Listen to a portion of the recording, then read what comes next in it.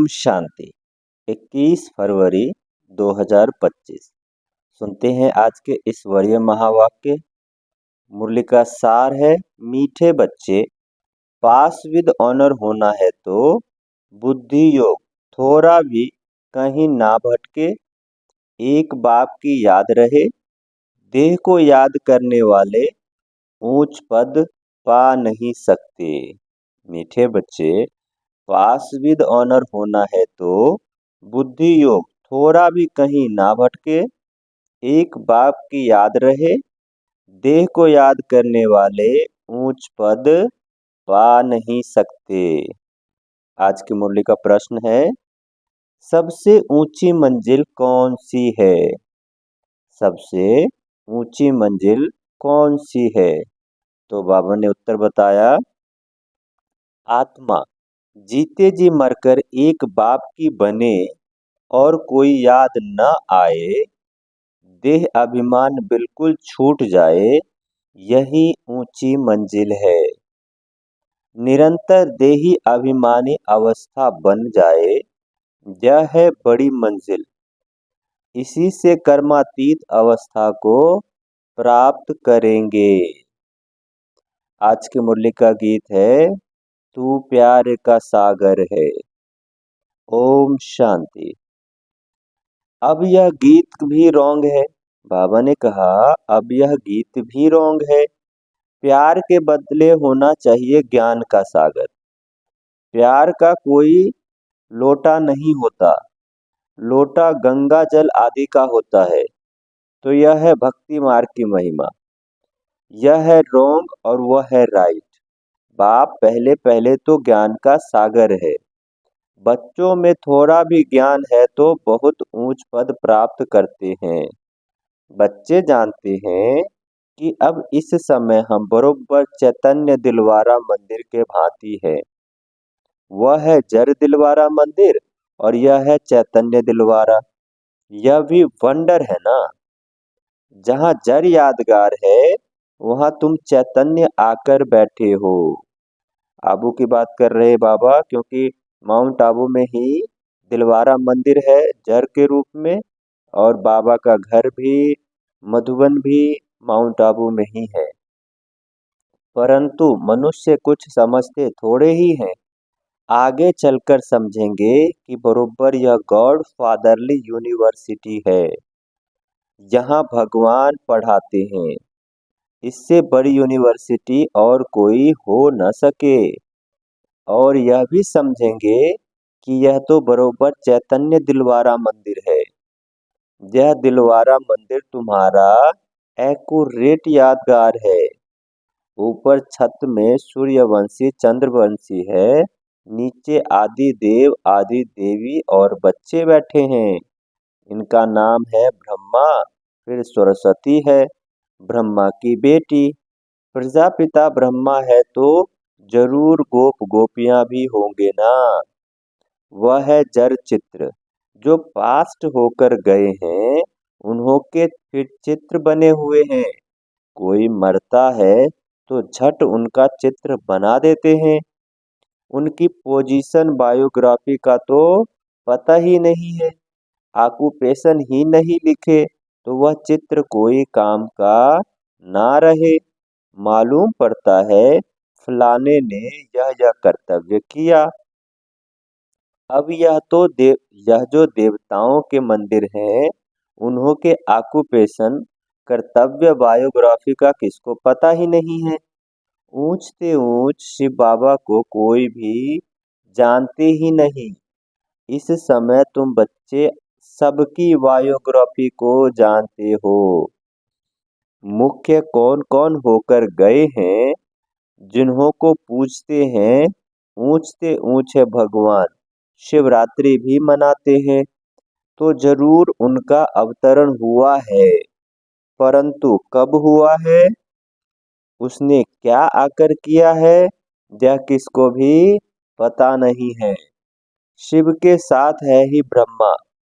आदि देव और आदि देवी कौन है, उन्हों को इतनी भुजाएं क्यों दी है? क्योंकि वृद्धि तो होती है ना, बाबा ने कहा कि उनकी इतनी भुजाएं क्यों दी है, तो बाबा ने कहा क्योंकि वृद्धि तो होती है ना। प्रजापिता ब्रह्मा से कितनी वृद्धि हुई है। ब्रह्मा के लिए ही कहते हैं 100 भुजाएं, 1000 भुजाओं वाला। विष्णु व शंकर के लिए इतनी भुजाएं नहीं कहेंगे। ब्रह्मा के लिए क्यों कहते हैं? यह प्रजापिता ब्रह्मा की ही सारी वंशावली है ना। यह कोई बाहों की बात नहीं। वह भल कहते हैं 1000 भुजाएं वाला ब्रह्मा, परंतु अर्थ थोड़े ही समझते हैं। अब तुम प्रैक्टिकल में देखो, बाबा ने कहा, अब तुम प्रैक्टिकल में देखो ब्रह्मा की कितनी भुजाएं हैं। यह है बेहद की भुजाएं। प्रजापिता ब्रह्मा को तो सब मानते हैं, परंतु ऑक्यूपेशन को नहीं जानते। आत्मा की तो बाहें नहीं होती, बाहें शरीर की होती है। इतने करोड़ ब्रदर्स हैं तो उन्हों की भुजाएं कितनी हुई। परंतु पहले जब कोई पूरी रीति ज्ञान को समझ जाए, तब बाद में यह बातें सुनानी है। पहले पहले मुख्य बात है, एक बाप कहते हैं मुझे याद करो और वर्षे को याद करो, फिर ज्ञान का सागर भी गाया हुआ है। कितनी अथाह पॉइंट सुनाते हैं, इतनी सब पॉइंट्स तो याद रह न सके। तंत यानी सार बुद्धि में रह जाता है।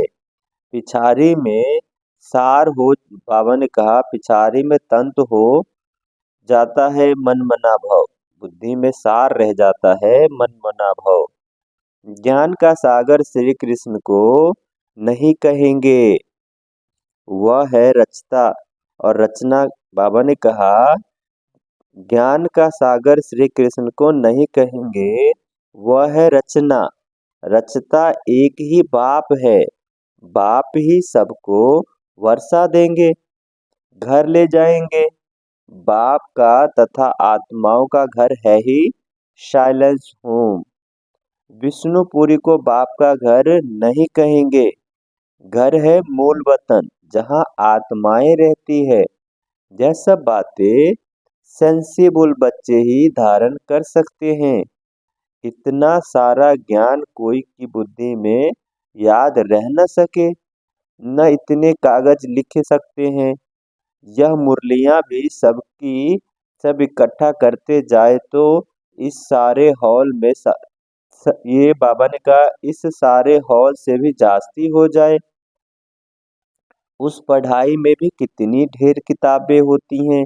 इम्तिहान पास कर लिया, फिर तंत्र बुद्धि में बैठ जाता है, सार बुद्धि में बैठ जाता है।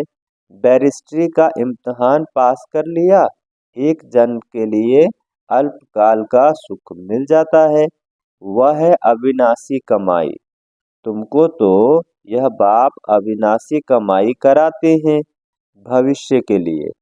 बाकी जो भी गुरु गोसाई आदि है, वह सब विनाशी कमाई कराते हैं।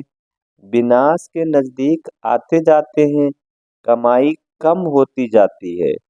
तुम कहेंगे कमाई तो बढ़ती जाती है, परंतु नहीं, यह तो सब खत्म हो जाना है। आगे राजाओं आदि की कमाई चलती थी, अभी तो वे है ही नहीं। तुम्हारी कमाई तो इतनी चलती है, तुम जानते हो यह बना बनाया ड्रामा है, जिनको दुनिया में कोई नहीं जानते। तुम्हारे में भी नंबरवार है, जिनको धारणा होती है। कई तो बिल्कुल कुछ भी नहीं समझते। कोई कहे, बाबा ने कहा कोई कहते हैं हम मित्र संबंधी आदि को समझाते हैं, वह भी तो आधा कल्प हुआ ना। औरों को प्रदर्शनी आदि क्यों नहीं समझाते?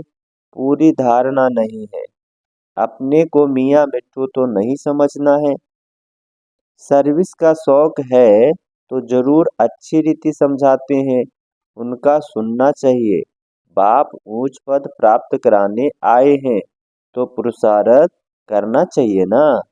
परंतु तकदीर में नहीं है तो श्रीमत पर भी नहीं, बाबा ने कहा श्रीमत भी नहीं मानते, फिर पद भ्रष्ट हो जाता है। ड्रामा प्लान अनुसार राजधानी स्थापन हो रही है।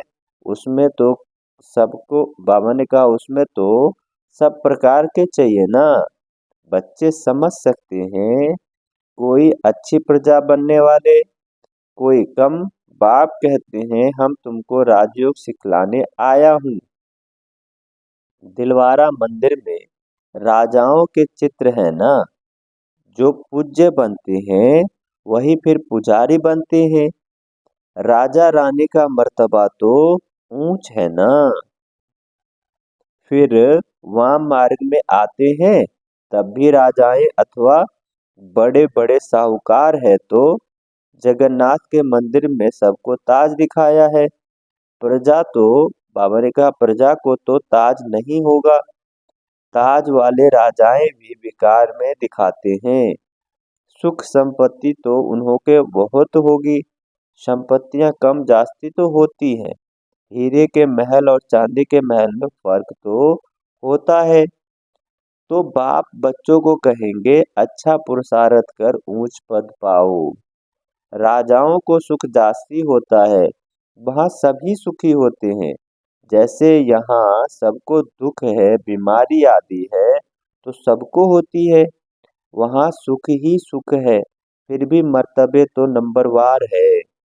बाप सदैव कहते हैं पुरुषार्थ करते रहो, सुस्त मत बनो। पुरुषार्थ से समझा जाता है ड्रामा अनुसार इनकी सदगति इस प्रकार इतनी ही होती है। अपनी सदगति के लिए श्रीमत पर चलना है। टीचर की मत पर स्टूडेंट न चले तो कोई काम के नहीं। नंबरवार पुरुषार्थ अनुसार तो सब हैं। अगर कोई कहता है कि हम यह नहीं कर सकेंगे तो बाप बाकी क्या सीखेंगे। सीखकर होशियार होना चाहिए। जो कोई भी कहे यह समझाते तो बहुत अच्छा है, परंतु आत्मा जीते जी मरकर एक बाप की बने और कोई याद न आए, देह अभिमान छूट जाए, यह है ऊंची मंजिल। सब कुछ भूलना है, पूरी देह अभिमान बाबा ने कहा पूरी देही अभिमानी अवस्था बन जाए, यह बड़ी मंजिल है। वहाँ आत्माएं हैं, वहाँ आत्माएं हैं ही अशरीरी, फिर यहाँ आकर देह धारण करती है।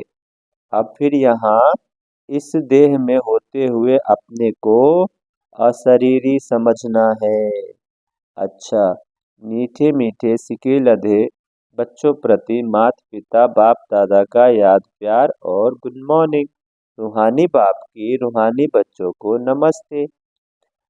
हम रूहानी बच्चों की रूहानी माता पिता बाप दादा को याद प्यार गुड मॉर्निंग और नमस्ते। सुनते हैं धारणा के लिए मुख्य सार पहला है, किसी भी देहधारी से लगाव नहीं रखना है। शरीर को याद करना भी भूतों को याद करना है, इसलिए किसी के नाम रूप में नहीं लटकना है। अपने देह को भी भूलना है। धारणा के लिए दूसरा पॉइंट है, भविष्य के लिए अविनाशी कमाई जमा करनी है। सेंसिबल बन ज्ञान की पॉइंट को बुद्धि में धारण करना है। जो बाप ने समझाया है वह समझकर दूसरों को सुनाना है। आज का मुरली का वरदान है, कल्प कल्प के विजय की स्मृति के आधार पर, कल्प कल्प के विजय की स्मृति के आधार पर माया दुश्मन का आवाहन करने वाले महावीर विजयी भव। जिसका विस्तार है, महावीर विजयी बच्चे पेपर को देखकर घबराते नहीं, क्योंकि त्रिकालदर्शी होने के कारण जानते हैं कि हम कल्प कल्प के विजयी हैं।